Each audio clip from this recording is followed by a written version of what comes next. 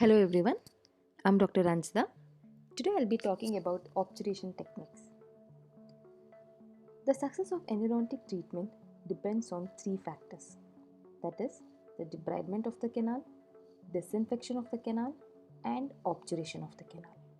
Debridement falls into your biomechanical preparation, disinfection comes under your irrigation, and obturation is where you fill your root canals so that you obtain a 3D hermetic seal. Coming to the word obturation, the word obturation means to obstruct or to occlude. It is defined as a method used to fill and seal a clean and shaped root canal using a root canal spreader and a core filling material. Basically, you're filling the canal and sealing it using a core filling material and also with the help of the spreader. Now you might wonder, why is obturation required? We have already debrided the infection, disinfected the canal. It is to reduce the coronal leakage and the bacterial contamination and also to seal the apex from the periapical tissue fluids. And obturation also entombs the remaining irritants in the canal. What does this word entombs mean is, imagine the canal after biomechanical preparation and irrigation, there will be some amount of bacteria that might be present within the dentinal tubules or in the lateral or accessory canals. But once the main canal is sealed, the bacteria gets entombed inside the canals so that their virility will be reduced. Coming to the objectives of the obturation technique, it should be fluid impervious, fluid tight, and bacteria tight sealed. These are the objectives of the obturation technique. Now coming to the Grossman's requirements for an ideal root canal filling material. What all should be the ideal qualities that a root canal filling material should have? It should be easy to introduce into the canal. It should seal laterally as well as apically. The root canal filling material should fill lateral and apical canal. It should not shrink after being inserted. It should set slowly. It should be impervious to moisture. It should be bactericidal, radio-opaque, and should not stain the tooth. It should not irritate the periradicular tissues. It should also be sterile and easy to sterile. And it should be easy to remove also in cases of necessary. Among all the root canal filling materials, Gattapacha is the one which meets most of the requirements and is still considered a better choice for the obturation. Coming to the classification of obturation techniques, according to Grossman, the obturation techniques can be cold lateral condensation, warm compaction. Under warm compaction, it can be either through vertical or lateral. Then comes continuous wave compaction technique, thermoplasticized Gattapacha injection technique, carrier based obturation technique. Under carrier based, you have thermofill, simplifill. You have mexpad and thermomechanical compaction, chemically plasticized Gattapacha, and custom cone. These are the different types of obturation technique. According to Cohen, the obturation techniques are classified as lateral compaction, warm vertical compaction, continuous wave compaction, warm lateral compaction, thermoplastic injection techniques. So basically, there are two basic procedures for the obturation. That is, either you obturate the canals using lateral compaction of cold Gattapacha or vertical compaction of your warmed Gattapacha. So either you're laterally condensing your cold Gattapacha or vertically condensing your warm Gattapacha. All the other methods are variation of the warmed Gattapacha technique. The first one is the lateral compaction of the cold Gattapacha technique. This is the most commonly used technique, especially in case of your anteriors also.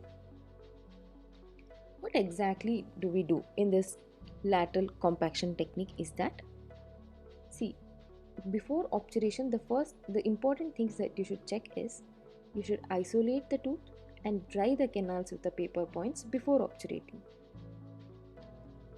After the biomechanical preparation, you should select a master cone and you should check for the apical tug back. Once you place your master cone into the canal, there should be a tug back for the Gattaparcha point. And after you place master cone, you should take an IOPI always. If in case the Gattaparcha is beyond the apex, you can either cut. If it is very little beyond, then cut the tip and reinsert the cone and take a working length again, X-ray again. If not, insert a larger size Gattaparcha and then verify it. In case it is short of the apex, then either place a primary GP and then a smaller size GP and verify, or increase the size of the canal. If it is at the working length, then you can, after you confirm it with the radiograph, you can go ahead to obturate with it. So now you've done the BMP, you have selected the master cone. Now what you should do, you should coat the canal with a sealer using lentulospiral or master cone. You can take the sealer either in lentulospiral or in master cone and coat it all over the canal. Then you can insert the master cone until the working length.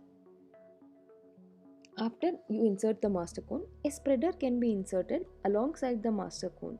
This spreader has to be inserted up to 1 mm short of the working length for 10 to 60 seconds. It's like almost a minute. Then after that you can disengage the spreader. So what happens when you place the spreader and you have to push it lateral side. So there will be a place formed for the placement of the accessory cones by lateral compaction. See, this is how you can do it. See, master cone is placed up to the working length. After that, a spreader is inserted up to 1 mm short of the working length and laterally compacted so that the space accessory canals are placed into the space that is formed between the canal wall and the master cone. The same method is repeated again and again till there is no space for the spreader to be placed. The entire canal is filled with the master cone and the accessory Gattaparcha. After that, the excess Gattaparcha should be removed from the crown. See the level till where the Gattaparcha is removed. It is removed below the free gingival level. Almost it should be below your CJ, so that you can do the access filling. This is a very clear picture. The canal is prepared. You're placing a master file, then master cone. Check the fit of it. Then after you place the master cone, place your spreader up to 1 mm short. Then compact it laterally. After you compact it laterally, you add an accessory cone. Repeat the procedure till you fill the entire canal with accessory Gattaparcha and master cone. Then seal the canal and condense it. See, this is the picture in case of your molars. See, lateral compaction is not only done in case of your anteriors, it can be done in all the tooth, especially in cases of the oval shaped canals. It is very useful. See, the Gattaparcha should be cut at the level of CEJ in case of anterior tooth. In case of posterior tooth, it should be at the orifice or approximately 1 mm below the orifice.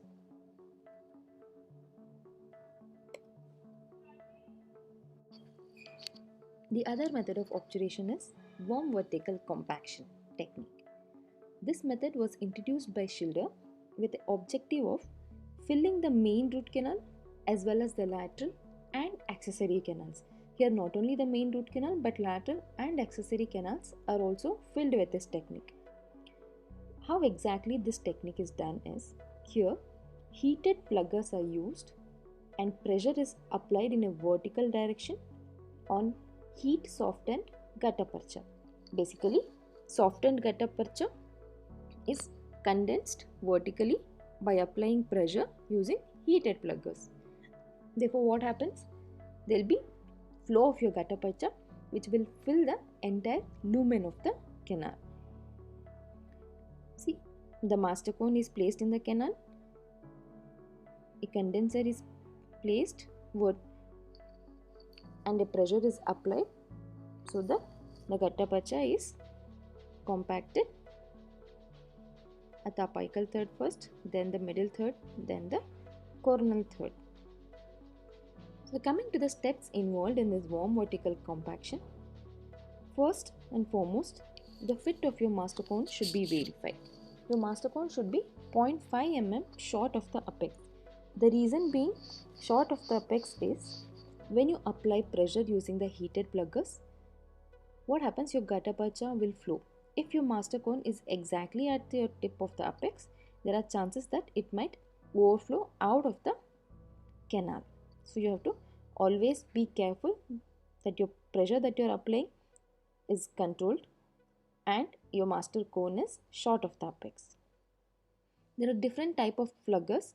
There are pluggers which pre-fit the coronal third, pluggers which fit the middle third and the coronal third according to the thirds of the canal. First and foremost, a sealer is deposited with a handy lentillo spiral. Basically, you have to coat the canal with the sealers. Then, a largest plugger should be used to compact the warm gattapacha into the bolus. So, what happens when you are using the largest plugger? The lateral canals in the mid root will get obturated. Then, after this, you can remove the excess GP that is there from the canal. Then again, you can take a mid-size plugger and try compacting the gattapacha. This will causes the gattapacha to flow into the lateral and accessory canals, the apical third.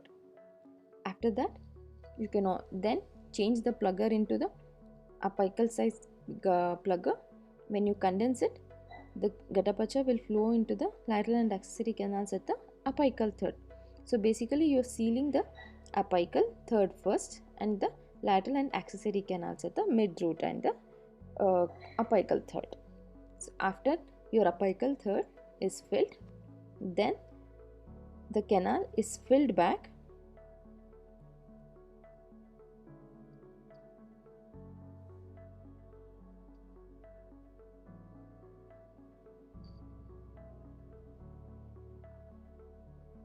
in your middle and coronal third will be obturated up to the level of your CEG. That is all about the warm vertical compaction technique. Coming to the warm lateral compaction technique, this provides the advantages of both the thermoplastic technique as well as the lateral compaction technique. What are the advantages is, see, this involves placement of master cone and laterally compacting. As I told, in warm vertical compaction technique, there are chances that your gattapacha might overflow out of the canal. So that risk is avoided in case of your warm lateral compaction. Here we are not compacting the gattapacha vertically. Instead, we are compacting the gattapacha laterally. He is using heat carriers such as Endotech 2 tips or Endotwin 2 tips. Basically, instead of vertical compaction, here lateral compaction is done. These are the different types of heat carriers.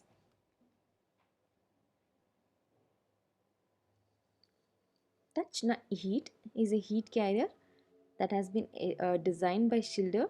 It's an electronic device specially developed for the warm gattapacha technique. Next method is the System B continuous wave of obturation. The System B technique is a variation of warm vertical compaction technique introduced by Buckman. This technique employs the use of gattapacha cones and pluggers that mimics the tapered preparation, thereby permitting the application of greater hydraulic force during the warm compaction. Basically, they are telling that the force that we applied during the condensation can be much more because of the tapered cones which fit exactly into the prepared canals. This is the system B technique. So coming to the steps involved, a non-standardized gutta-percha cone is chosen for its adaptation into the shape of the root canal space. Then you also place the plugger of your system B and select the pre-fit to its binding point. You can check whether the gutta-percha is fitting perfectly into gutta-percha and your plugger is fitting into the canal perfectly. Apical 4 mm of the master cone is coated with the sealer, and using gentle pressure, the cone is seated into the place. The system B heat source is turned to use and touch mode. Basically, after you place your gutta-percha, you place your system B plugger and turn it on so that it gets heated. Then you turn it off, you condense the gutta-percha. As the heated plugger approaches the binding point, the ring switch is released, which allows the plugger to continue its apical movement. Because the gutta-percha is softened, so what happens? You can move your plugger in the apical direction. The apical pressure is maintained on the apical plug of gutta-percha for a 10-second sustained push to prevent cooling shrinkage. While maintaining the apical pressure, the ring switch is activated again for 1 full second, and the switch is released and the plugger quickly withdrawn so that you don't retract any of the gutta-percha.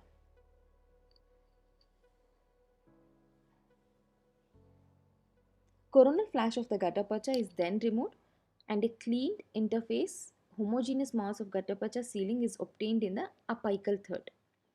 After this, sealer can be applied to the remaining canal length of the canal and the canal can be backfilled. The same steps used to fill the apical canal, that checking the pre-fit of your pluggers, then condensing the gutta-percha, is carried out for both the middle third and the coronal third of the canal. Once the canal obturation is completed, you can do the access filling. Thermoplasticized gutta-percha injection techniques.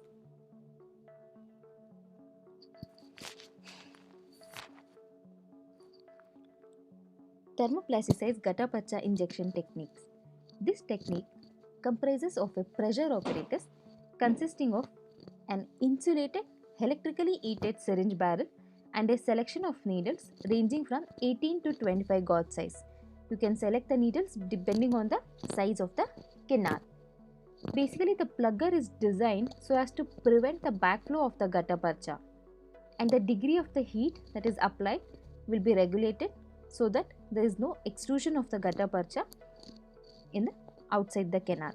Example for such types of technique is Obtura 3. Basically, thermoplasticized gutta-percha is a technique wherein you deliver the heated gutta-percha in a syringe and you can compact it using the plugger. Next one is the solid core carriers.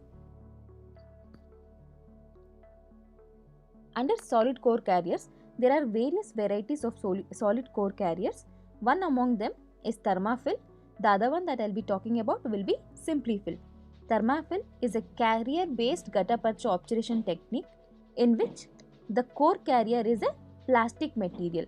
To a plastic core, the alpha phase gutta-percha is coated onto it, which will be placed inside the canal. They are available in various tapered sizes also. They are available in ISO standard sizes also. These obturators are used in conjugation with a heating device. Basically, you need a heating device so that the alpha phase gutta-percha can be heated and placed inside the canal. Such heating device is called as Thermaprep plus oven. So, how exactly is this done is, after your biomechanical preparation, you can verify the thermofill varier instrument. You can place the instrument, then check what size material do you require. After selecting the appropriate sized obturator, you can dry the canal and coat the canal with a layer of sealants. Then you can place the carrier into thermoplate plus oven first for approximately 10 seconds. Then you can place the carrier into the canal up to the working length with a firm uniform apical pressure. you shouldn't rotate it. The position of the carrier is then verified radiographically and the gutta percha is allowed to cool for 2 to 4 minutes before resecting the carrier at the level of the canal orifice. See, the carrier is introduced into the canal, placed up to the working length, then it is cut off at the level of your orifice. The other type of solid core carrier is simply fill sectional obturation technique. This is also a carrier based technique in which it is also a carrier based technique which is used along with the light speed rotary instrument. In thermofill, the entire canal was filled with one single obturator, but in case of simplifill, only the apical 5 mm of the canal will be filled with the simplifill technique.